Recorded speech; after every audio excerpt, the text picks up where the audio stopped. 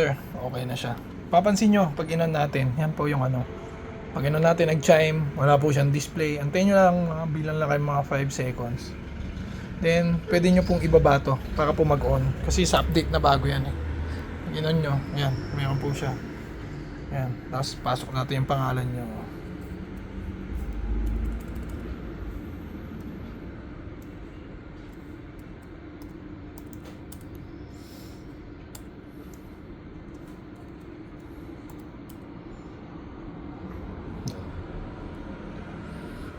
Pwede nyo po siyang i-sleep para po ano, kaya log off para po mag ano, dito pwede nyo lock screen.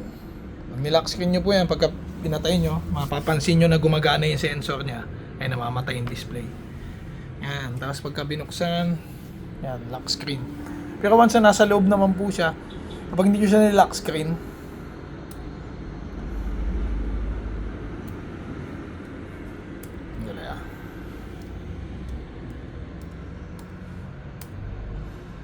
pag di mo siya nilock screen, bawa ganyan lang, dyan din po yung babalik. Yan. Tapos ito na yung camera. Yung camera po, tutuklapin ko na to. Ayan po, tignan nyo ha, mas lilinaw pa siya. May cover lang po kasi. Yan, tatanggalin na po natin to.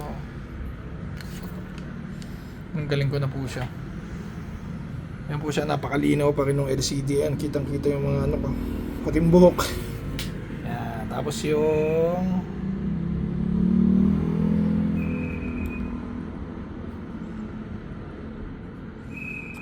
pati po yung display niya yan, super bright pa rin siya. Ayan, bright na bright po.